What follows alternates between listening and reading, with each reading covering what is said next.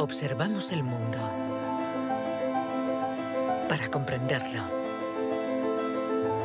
y para poder evolucionar. La inteligencia nos ha permitido forjar herramientas para comprender lo pequeño y lo infinitamente grande. Desde hace más de un siglo, psicólogos, biólogos, genetistas y neurocientíficos la diseccionan, la analizan y la miden. Hemos inventado los ordenadores y caminado sobre la Luna. Pero contrariamente a lo que podríamos creer, nuestra inteligencia individual no ha aumentado. Hoy en día, la ciencia explora las diferentes facetas de nuestra inteligencia. Pero, ¿saben en realidad los científicos qué es la inteligencia?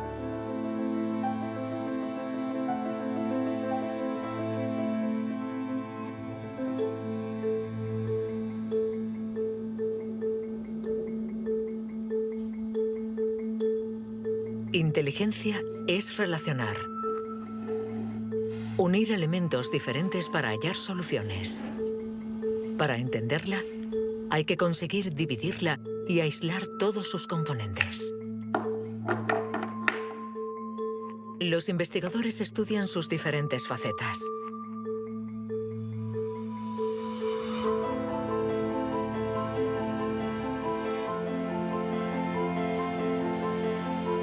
Para medir la inteligencia, una de las primeras propuestas ha sido medir la velocidad a la que reacciona el cerebro. Este es el método que el profesor Tenny Yanois ha utilizado. Él ha comparado nuestro tiempo de reacción con el de nuestros ancestros. Y los resultados de su estudio no nos favorecen.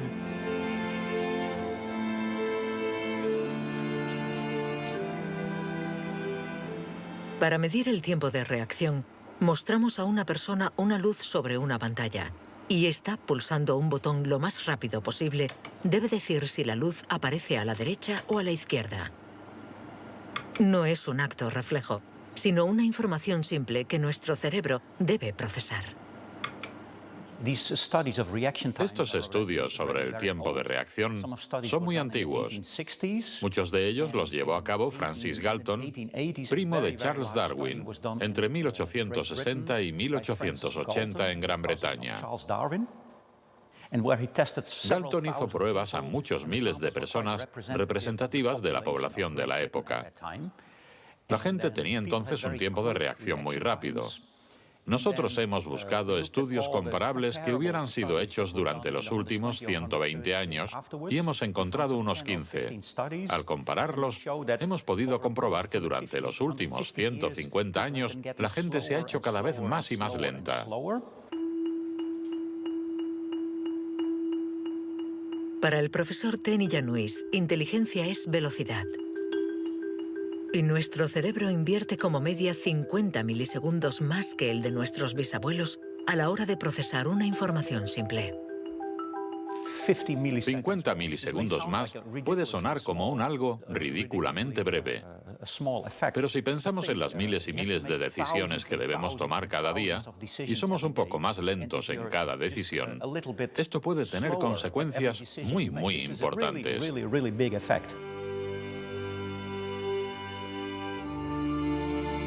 El profesor Tenny Yanois está convencido de que somos menos inteligentes que en el siglo XIX.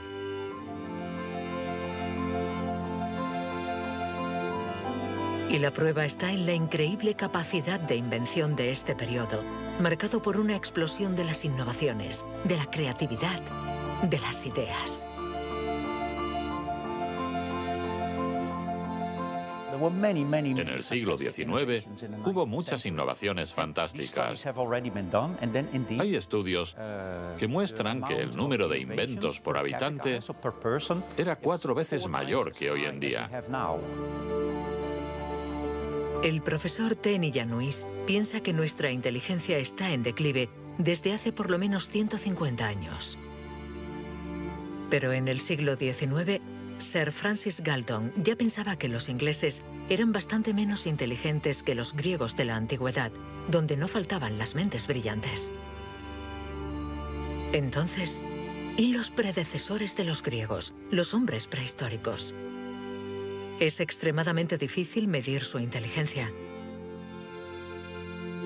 Sin embargo, en el Instituto Max Planck de Leipzig intentan responder a esta pregunta reconstruyendo el cerebro de nuestros antepasados de la prehistoria.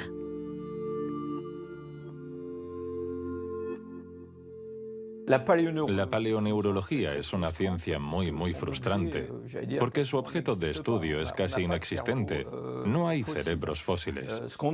Lo que sí tenemos es la caja que contenía este cerebro.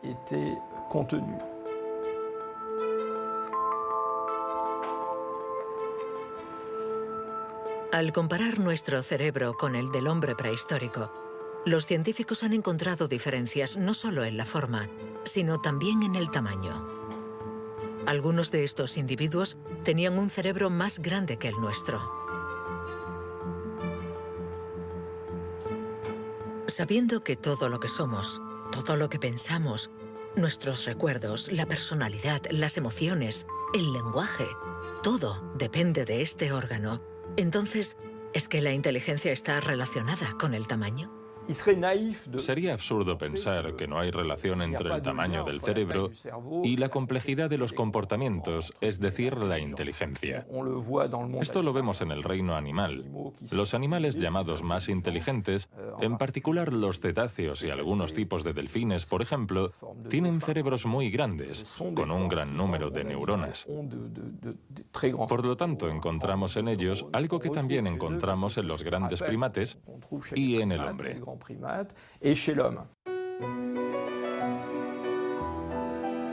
La evolución hizo crecer el tamaño de nuestro cerebro durante 2 millones de años, hasta alcanzar su máximo hace unos 15.000 años. El hombre de Cro-Magnon, que pintó en la cueva de Lascaux hace unos 17.000 años, era un Homo sapiens como nosotros.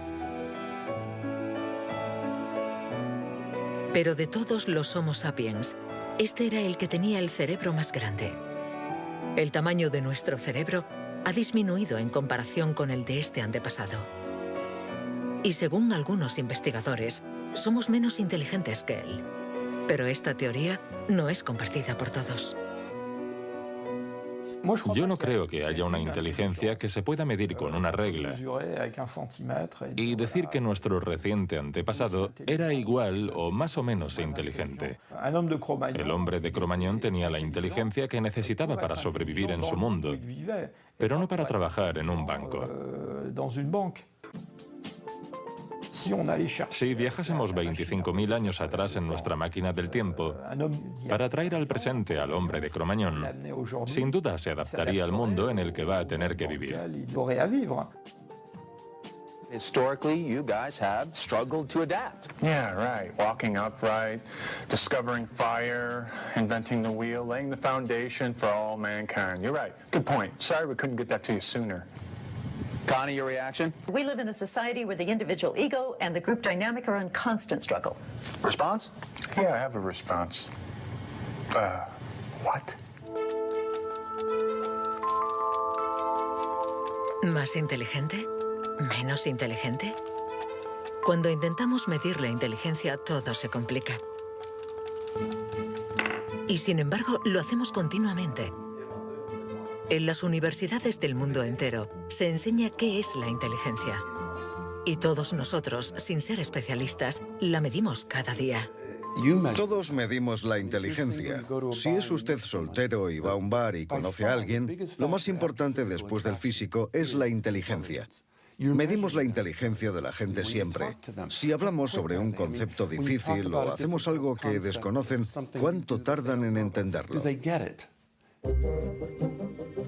Medir la inteligencia analizando las respuestas. Evaluando la pertinencia de las acciones. Comparando a los individuos. Un método que dio lugar a la única herramienta de la que disponemos para medir la inteligencia. El cociente intelectual, inventado por Alfred Binet a principios del siglo XX. Alfred Binet criticó bastante a los alienistas, los psiquiatras de la época. que hacían diagnósticos para juzgar la discapacidad intelectual, separando en grandes categorías: los idiotas, que tenían el grado más alto de discapacidad, después los imbéciles y luego los tontos. En opinión de Binet, sus juicios eran discutibles, muy difusos y diferentes de un psiquiatra a otro. Él pensaba que eran necesarios unos criterios objetivos y una única herramienta de evaluación basada en criterios científicos. En 1905, el Ministerio de Educación francés pidió a Binet que encontrara la manera de detectar a los niños con dificultades escolares. Él no tenía ninguna teoría sobre la inteligencia, pero observando a sus hijas, pensó que podría hacer una evaluación a partir del razonamiento, la capacidad de comprensión y la memoria. Lo que finalmente intentó hacer fue encontrar para cada grupo de edad los problemas característicos de ese grupo. Por ejemplo, les enseñaba una foto y les preguntaba qué representaba. Señaló que los niños de 3 años enumeraban lo que había en la imagen. Hay un señor, una señora, un banco, un árbol. Los de 7 u 8 años describían la imagen. Hay un señor y una señora sentados en un banco. Y por último, los de 12 años interpretaban la imagen. ¿Están tristes? ¿O bien el señor está enfermo? Y cosas así. Así, Binet desarrolló junto a Théodore Simon el primer test de inteligencia. Había nacido el clásico test de la edad mental. Es la relación entre la edad mental dada por el resultado del test y la edad real de la persona. La cifra se multiplica por 100 para obtener el cociente intelectual. Si un niño de 10 años resuelve las pruebas de uno de 12, será un niño adelantado y tendrá un cociente de 120.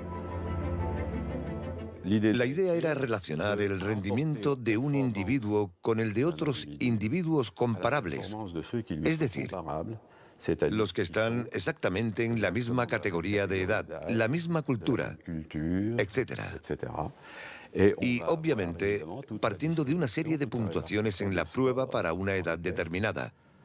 El cociente intelectual es la posición de un individuo comparado con el rendimiento de otros que son como él o ella, es decir, de la misma edad.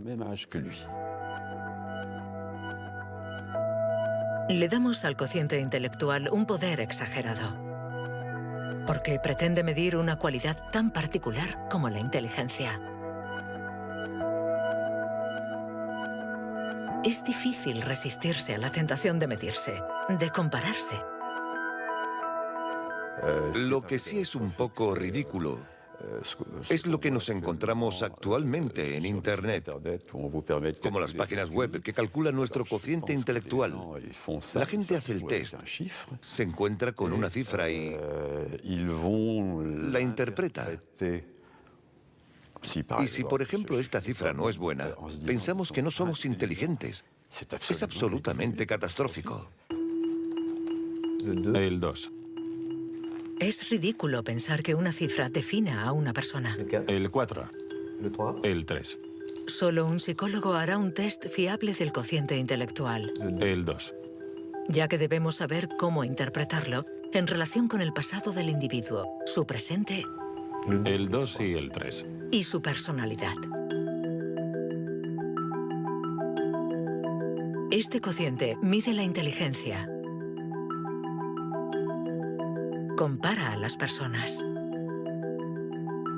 Pero ¿nos permite saber si nuestra inteligencia ha evolucionado desde que Binet lo inventó hace más de un siglo? ¿Obtenemos mejores resultados en el test hoy? En Nueva Zelanda es donde por primera vez han respondido a esta pregunta.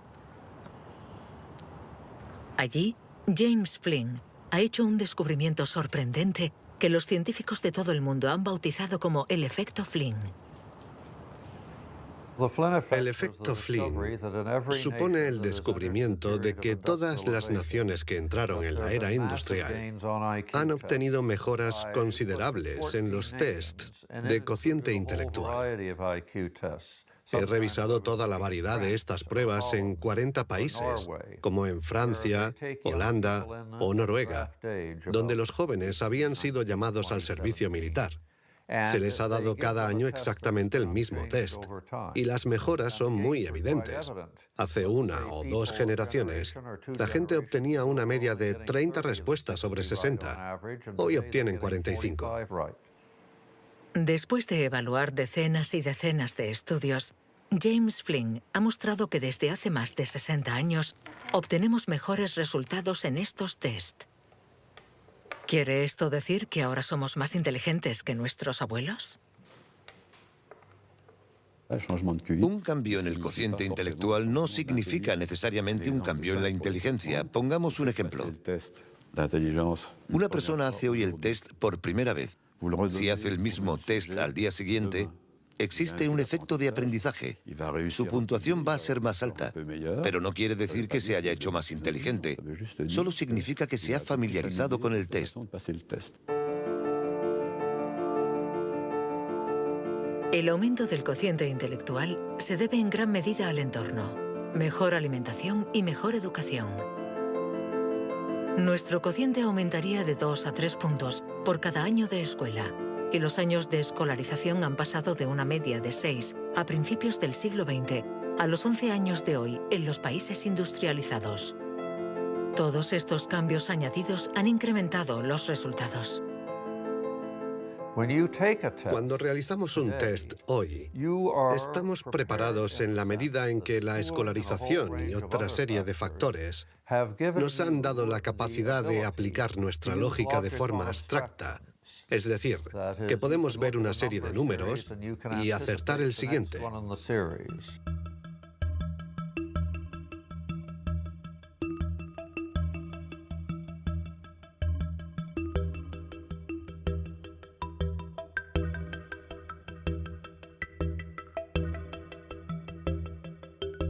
En cuanto a la inteligencia, no hay que fiarse de las apariencias. Tener mejores resultados en estos test no implica que seamos más inteligentes. Se trata solamente de que estamos mejor preparados para pasar el test. Nuestra inteligencia es como un músculo que entrenamos para obtener de él todo su potencial, y con el entrenamiento podemos alcanzar nuestros límites. Las cifras lo demuestran. Tras decenios de mejora, los resultados de los test han llegado al tope. Incluso están empeorando en países como Inglaterra, Dinamarca o Noruega.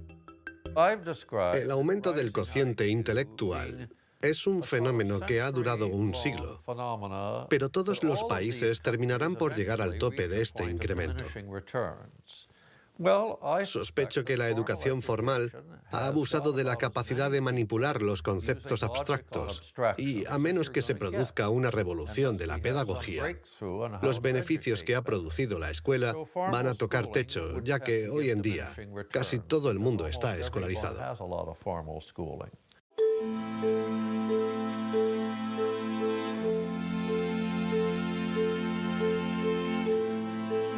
Un cociente estancado.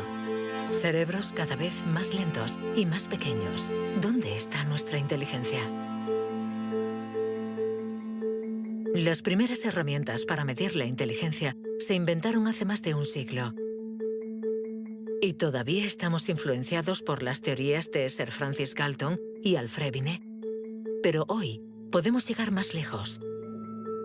En lugar de medir lo que la inteligencia produce, pongamos nuestra atención en el órgano que produce la inteligencia.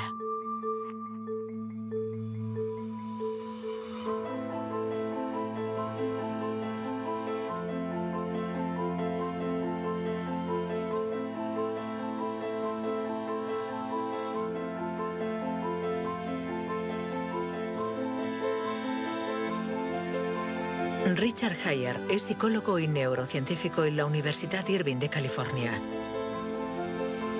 Desde hace más de 30 años, intenta averiguar cómo es un cerebro inteligente.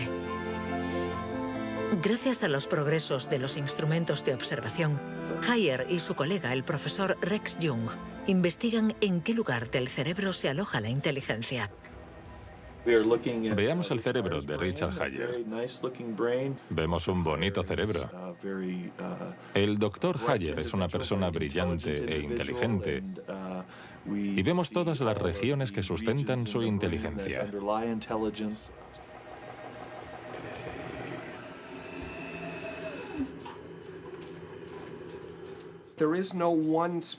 No existe ninguna zona en el cerebro a la que podamos llamar centro de inteligencia. Se pensaba que había un centro de inteligencia en la parte frontal, pero las investigaciones han demostrado que cuando resolvemos problemas de inteligencia en el interior de un escáner, la comunicación bidireccional entre la parte frontal y la parte posterior es muy importante mientras efectuamos la operación. El profesor Hayer es uno de los pioneros en la utilización de modernas técnicas de neuroimagen. Su primer estudio data de 1988. Hasta entonces, nadie había utilizado estas herramientas para investigar la inteligencia. Hemos encontrado áreas del cerebro que se activan cuando hacemos un test de inteligencia. Pero lo más sorprendente ha sido que cuanto más activas estaban estas áreas, menos buenos eran los resultados de dichas pruebas. Esto es lo contrario de lo que esperábamos. En el mundo de la ciencia, encontrar un resultado opuesto a lo esperado es realmente interesante.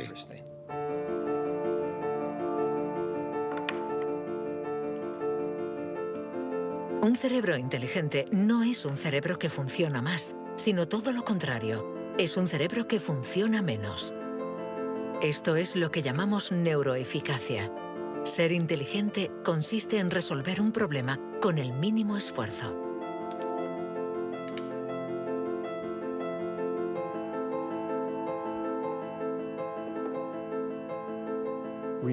Si recordamos la primera vez que condujimos un coche, el primer día en un gran aparcamiento vacío, con alguien sentado a nuestro lado, girando el volante y pensando, ahora tengo que frenar. Sin embargo, hoy conducimos en medio del tráfico de una ciudad desconocida y aún así podemos charlar con los acompañantes, porque nuestro cerebro es ahora mucho más eficaz.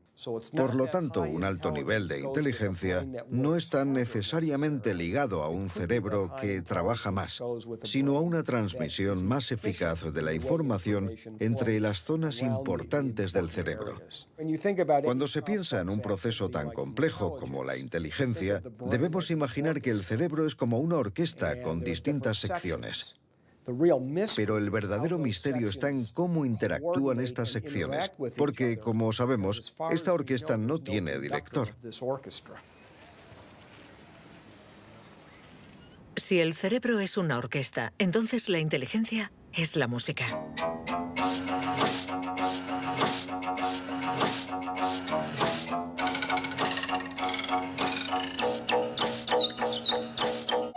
Cuando empezamos a interpretar la partitura, nunca sabemos cómo van a tocar juntos los músicos.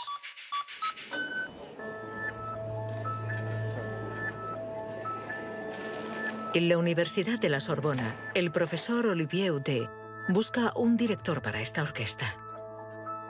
Para encontrarlo, mide la actividad eléctrica del cerebro mientras los niños resuelven problemas.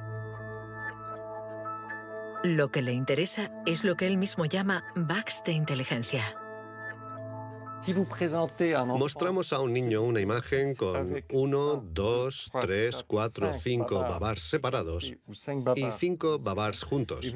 Y le preguntamos si hay el mismo número de babars en la parte de arriba y en la de abajo.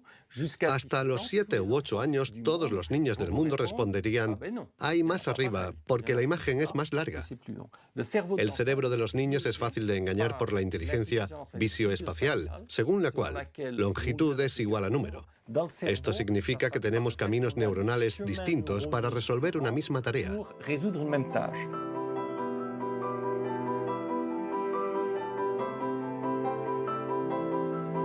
Contar o medir. Hay muchas soluciones para un mismo problema, y nuestro cerebro está continuamente luchando para inhibir las estrategias negativas.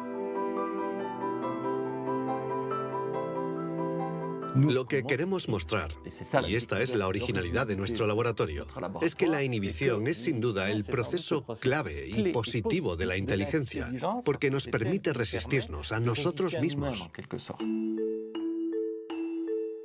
Resistirnos a nosotros mismos es aprender a controlar las interferencias que perturban a nuestra inteligencia. El test de Stroop es uno de los métodos de observación de estas interferencias.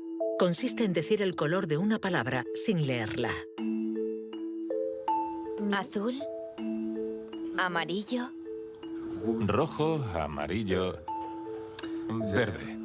¿Rojo, verde? ¿Verde? ¿Rojo?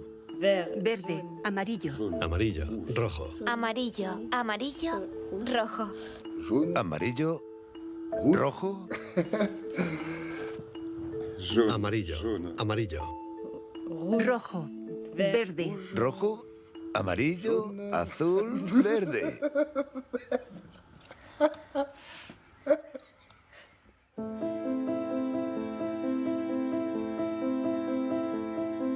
Para resolver un problema usamos diferentes regiones del cerebro unidas entre sí, pero que a veces entran en competencia. Pero ¿cómo se comunican las diferentes regiones? Este tema le interesa al profesor Douglas Fields, del Instituto Nacional de la Salud de Washington. El cerebro está hecho de dos clases de tejidos, materia blanca y materia gris. Todos hemos oído hablar de la materia gris, que es donde se encuentran las neuronas, en la superficie del cerebro. Pero debajo hay miles de conexiones, de cables, de axones que conectan las neuronas formando circuitos. Y es de color blanco porque estos axones están aislados por una membrana celular llamada mielina.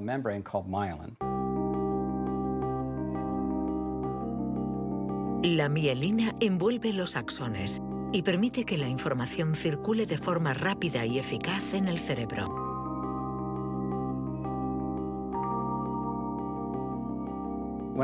Cuando nace un niño, su cerebro no está maduro. Sus funciones son mínimas. Un bebé no puede hacer casi nada. No puede alimentarse, su visión es muy limitada, no puede andar ni sujetar su cabeza. Esto se debe a que nuestro cerebro está siendo permanentemente moldeado por el entorno. Y una de las cosas más interesantes respecto a la mielina es que se forma después de nacer. La mielina es esencial para que la información circule de forma eficaz por el cerebro. Es esencial para nuestra inteligencia. Pero en la actualidad, la formación de la mielina está alterada. Barbara Demnex, endocrinóloga del Museo de Historia Natural de París, estudia cómo nuestra inteligencia está amenazada por uno de los azotes del siglo XXI. La contaminación. En cualquier parte del mundo donde vivas, estarás expuesto a ciertas sustancias químicas que interfieren en el funcionamiento de la hormona tiroidea. Esta es la hormona producida por la glándula tiroides que está en la base del cuello. Es necesaria para el desarrollo del cerebro desde las primeras etapas del feto hasta una edad más avanzada como la mía, para asegurar el mantenimiento de las funciones mentales, incluida la mielinización. La Autoridad Europea de Seguridad Alimentaria ha analizado 297 pesticidas. Entre ellos, más de 100 afectan al funcionamiento de la hormona tiroidea, como el bisfenol A, el PCB y los productos ignífugos. Productos químicos con los que estamos en contacto a diario. El equipo de Barbara Demnex ha demostrado que estos productos bloquean los receptores específicos de la hormona tiroidea de cada una de las células cerebrales y los efectos son considerables. Hay una evidencia sólida. Los científicos hemos observado los niveles de exposición en las madres. Se han comparado diferentes niveles de exposición y hemos visto que los niveles más elevados estaban asociados a una pérdida de 5 a 6 puntos de cociente intelectual en sus hijos. Cierto es que la mayoría de nosotros no percibimos la diferencia, pero es evidente que 5 puntos menos de cociente intelectual pueden suponer una gran diferencia en cuanto al éxito escolar o al éxito en la vida. Y saberlo puede ser muy preocupante para los padres.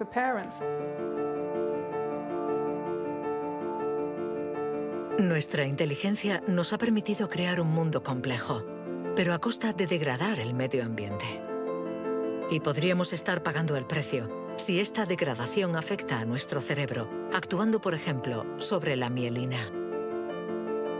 Pero si este fenómeno se confirma, ¿qué haremos?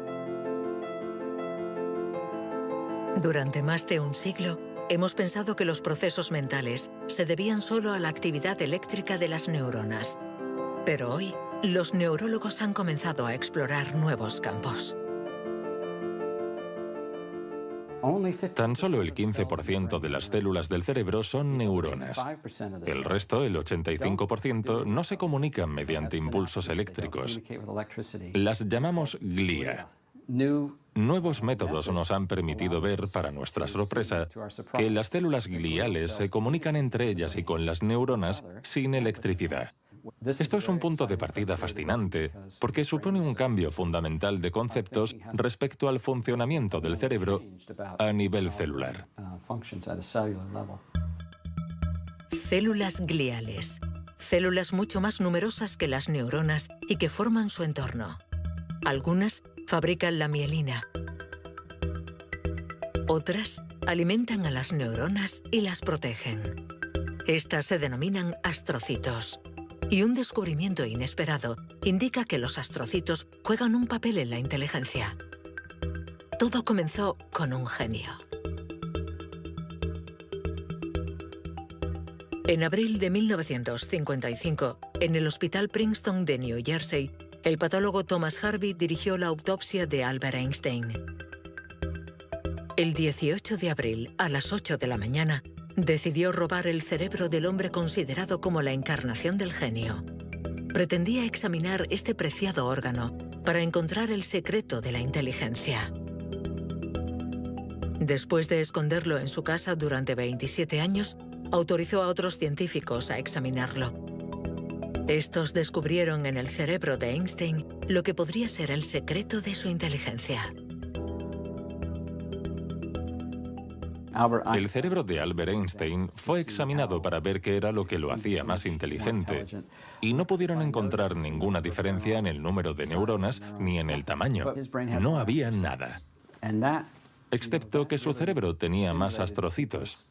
Esto llamó la atención de mucha gente sobre el papel de los astrocitos en la inteligencia. Los astrocitos.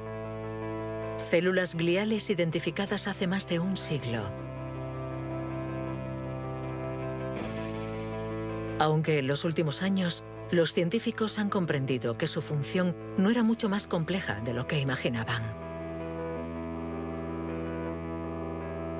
Los astrocitos sirven para muchas cosas. Controlan la sinapsis, controlan el flujo sanguíneo en el cerebro, alimentan a las neuronas, reaccionan a las heridas.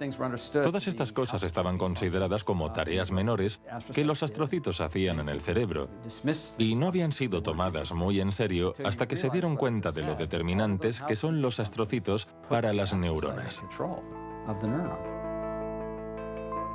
Un astrocito humano controla cientos de neuronas, muchas más que, por ejemplo, un astrocito de ratón.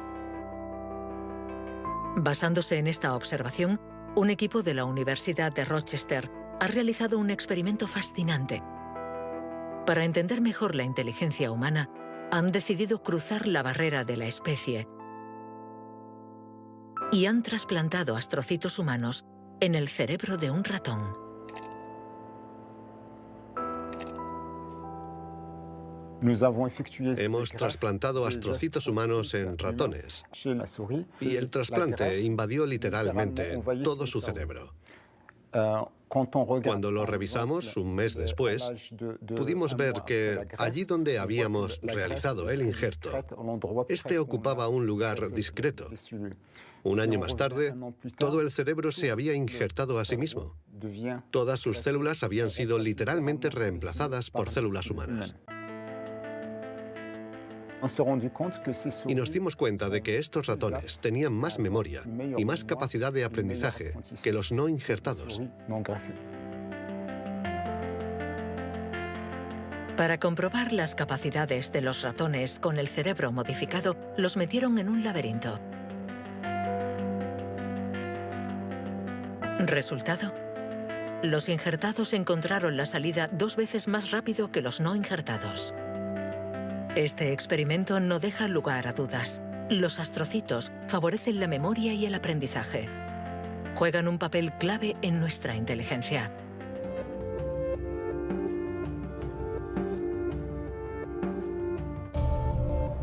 La inteligencia se refleja en el funcionamiento del cerebro. Pero ¿cómo se explica la diferencia entre las inteligencias de nuestros colegas, amigos o padres? ¿Es que tienen más materia blanca, menos astrocitos o sus neuronas son más rápidas? El origen de nuestras capacidades se encuentra en parte en nuestros genes. Robert Plomin estudia la genética del comportamiento. En sus investigaciones ha visto crecer a miles de niños y gracias a ello espera poder encontrar los genes que influyen en la inteligencia. A menudo la gente desea saber en qué medida la inteligencia viene determinada por los genes. En primer lugar, hay que insistir en que la palabra determinar no es adecuada. Debemos decir influenciar, ya que, como sucede con el tamaño, está estrechamente relacionado con los genes, pero no determinado por ellos. Si somos altos, es probable que nuestros hijos sean más altos que la media, pero si están mal alimentados o enfermos, serán más bajos. Esto no es determinar, es influenciar. En otras palabras, los genes nos dan el potencial y el entorno decide el resultado final. Para entender las relaciones complejas entre genes e inteligencia, Robert Plomin ha realizado miles de test en gemelos. Los gemelos idénticos tienen la particularidad de ser clones, tienen exactamente los mismos genes. Son completamente idénticos. Mismo pelo, mismos ojos, pero ¿tienen los mismos resultados en los test de inteligencia? La respuesta es sí. Sus resultados se parecen mucho más que los de otros hermanos. Esta es la prueba de que, sin ser completamente determinantes, los genes sí juegan un papel crucial. La mayoría de los países del mundo, más de 100, dispone actualmente de registros de gemelos porque reconocen la importancia del método gemelar a la hora de calcular la influencia de los genes. La siguiente etapa de nuestras investigaciones consiste en encontrar los genes responsables de la inteligencia. Para esto, Robert Plomin ha utilizado chips de ADN capaces de detectar más de 1 millón de marcadores genéticos. Comparando el ADN de los que tenían buenos resultados en los test, Plomin quería saber si ciertos genes se dan con más frecuencia. Pero la identificación precisa de estos genes es mucho más complicada de lo que esperaba.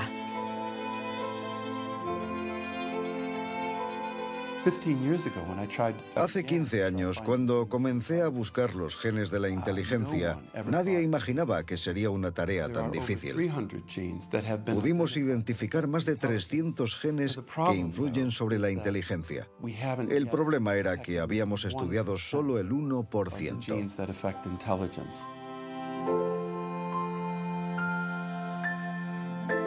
La inteligencia está influenciada por la interacción de muchos miles de genes que conforman una red increíblemente compleja. Además, producen efectos distintos en función de la región del cerebro donde actúen. Antes pensábamos que el cerebro funcionaba por áreas. Esta área controla el lenguaje, esta hace otra cosa. El cuerpo calloso comunica los hemisferios. Hoy nos hemos dado cuenta de que esto era ficción y que el cerebro actúa de forma más global. Desde un punto de vista genético, se ve más claro todavía, ya que la mayoría de los genes que actúan sobre el cerebro actúan sobre muchas regiones del cerebro. Paso a paso vamos entendiendo nuestra inteligencia. Los científicos afinan las herramientas para medirla, pero la cuestión es cómo las vamos a utilizar.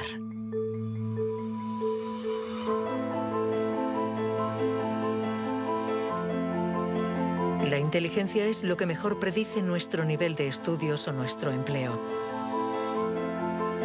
Por lo tanto, hablar de la inteligencia es delicado, ya que tendemos a valorar, clasificar y jerarquizar, con el riesgo a equivocarnos que conlleva.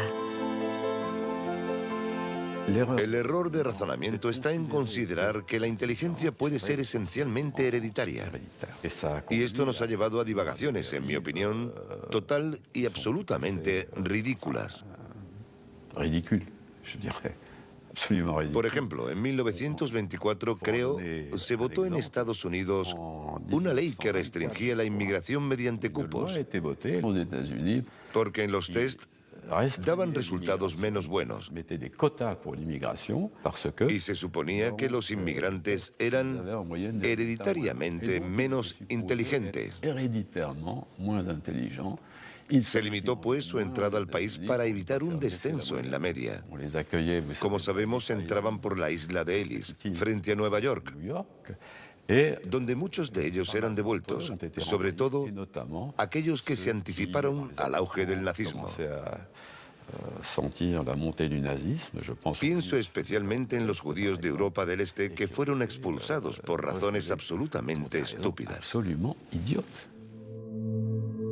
Durante mucho tiempo, creímos que nuestro origen era determinante y que nuestra herencia controlaba nuestras vidas. Después, por suerte, la ciencia ha abandonado esta visión determinista. Pero la inteligencia es algo especial. Un tema tan sensible que los pasos en falso han marcado su historia. William Shockley, físico visionario y premio Nobel por su descubrimiento del transistor, resultó menos brillante en sus estudios sobre la inteligencia. Dr. Shockley, if you could answer it yes or no, I would appreciate it. Do you believe that black people are inferior in intelligence because of their heredity? What I say is this. My research leads me, and it's a tragic conclusion, really, my research leads me inescapably to the opinion that the major cause of the American Negro's intellectual and social deficits is hereditary and racially genetic in origin, and thus not remediable to a major degree by practical improvements in environment. Then what do you see as the solution to the problem?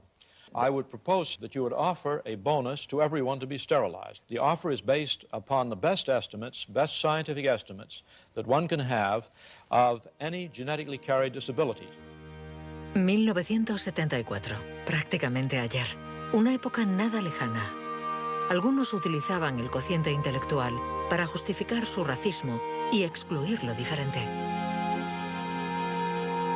Joseph Skobanek sufre el síndrome de Asperger, una forma de autismo compatible con un cociente elevado. Graduado en ciencias políticas, doctor en filosofía y escritor, con 6 años no hablaba una palabra. Hoy habla 7 idiomas, entre ellos el hebreo, el árabe, el persa y el azerí. Yo formaba parte de esos niños cuyo destino era la basura. Durante mucho tiempo nos dijeron que las personas autistas eran deficientes intelectuales. Autismo llegó a ser casi sinónimo de discapacidad intelectual. Sin embargo, hoy sabemos que esto no es así. Toda sociedad humana necesita una jerarquía, necesita gente que marque la diferencia. Y tendemos a resumirlo todo bajo un criterio único. En Estados Unidos, la calidad humana y las jerarquías se definen por el cociente intelectual. En Francia puede ser cualquier concurso administrativo. En la China imperial eran los famosos exámenes del mandarín. Pero todo esto reposa sobre una idea central, y sin embargo errónea, la de que hay una única escala para medir la inteligencia de la humanidad. Y todo aquel que predica estas teorías se sitúa a sí mismo en lo más alto. La inteligencia como escala única de la humanidad. ¿Pero se puede definir lo humano desde una sola dimensión? ¿Podemos ser definidos tan solo por la inteligencia cuando ella misma tiene tantas facetas distintas?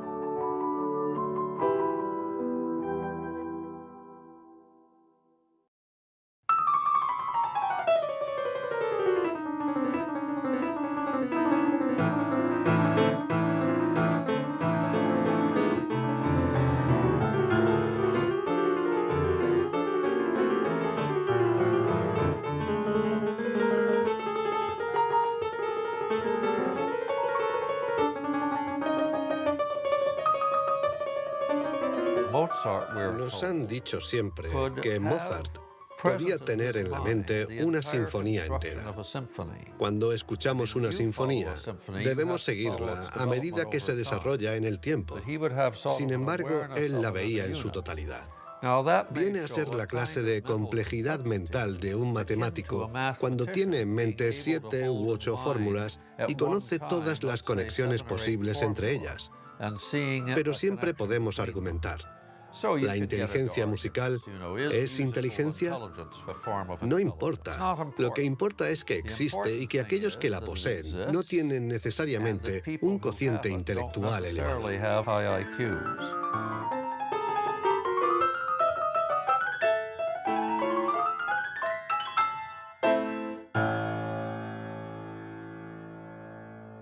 Siempre ha existido una reticencia a considerar que existen formas distintas de inteligencia y una cierta tendencia a querer determinar un cociente intelectual general. Una única escala de inteligencia donde podemos situarnos por encima o por debajo. Pero la realidad lo contradice. Existen numerosas formas de inteligencia y podemos tener un nivel muy alto en algunas de ellas y un bajo nivel en otras. Esta idea estaba en los primeros estudios sobre la inteligencia. Hoy, los científicos ya han aceptado que sea cual sea el método utilizado, no van a conseguir medir la inteligencia con una escala única.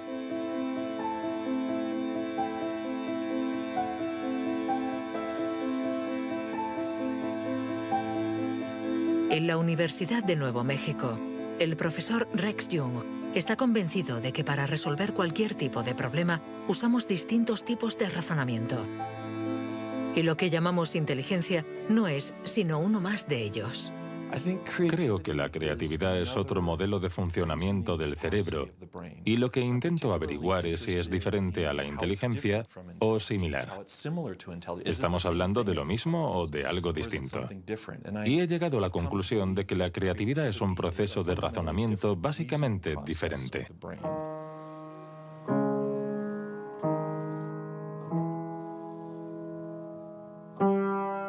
Leer una partitura es ser inteligente utilizando nuestros conocimientos.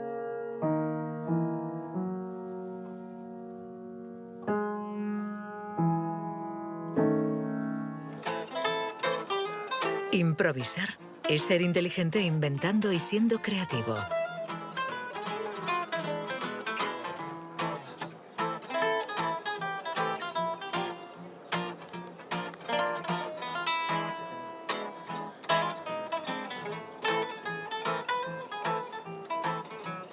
Un músico puede ser a la vez inteligente y creativo, un sujeto de estudio ideal.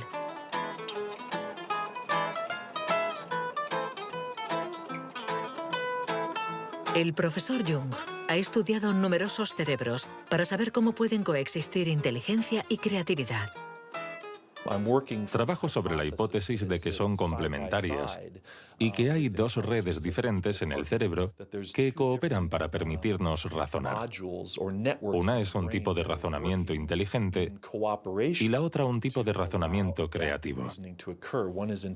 Y las dos son extremadamente importantes. Estamos muy cerca de comprender cómo funcionan. Nuestra teoría es que la red de la inteligencia se sitúa sobre todo en la superficie del cerebro. Con la creatividad las cosas son diferentes, porque depende principalmente de la llamada red de modo por defecto, situada en el interior del cerebro.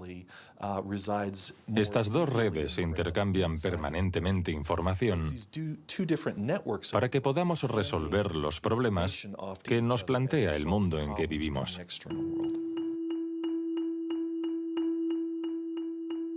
Todos hemos experimentado esa sensación de una idea que surge de no se sabe dónde con la fuerza de la evidencia. Lo que nos revelan los neurocientíficos es que la forma de razonamiento inventivo creativo es una única forma de razonamiento. ¿Podemos ser inteligentes sin ser creativos? ¿O creativos sin ser inteligentes? ¿Esta cuestión tiene sentido? Para evolucionar de forma inteligente, ¿no necesitamos todos los recursos de nuestra mente? No podemos ser creativos, por ejemplo, en física, si solo tenemos formación en física. Para ser creativos en física, necesitamos estar educados en ese universo extraño y poder utilizar y reutilizar los mecanismos mentales que hemos aprendido en otros contextos. El problema de las investigaciones estériles es que se encierran en su burbuja y no dan ni reciben información. Por el contrario, las personas creativas son aquellas que importan ideas de un universo a otro.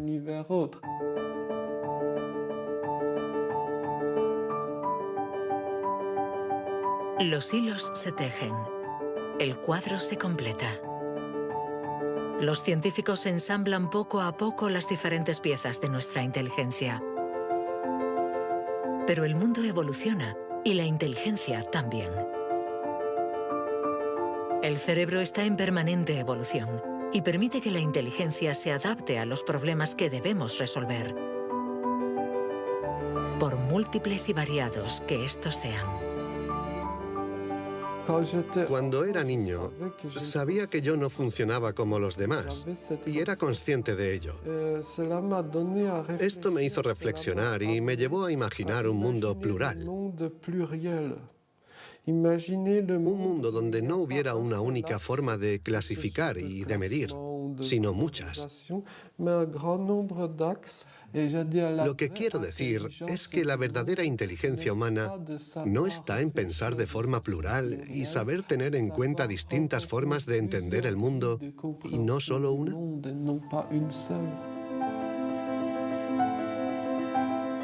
El papel de la ciencia no debe ser el de decir si somos más o menos inteligentes que nuestros vecinos o que nuestros antepasados, sino el de ayudarnos a entender cómo funciona nuestro cerebro.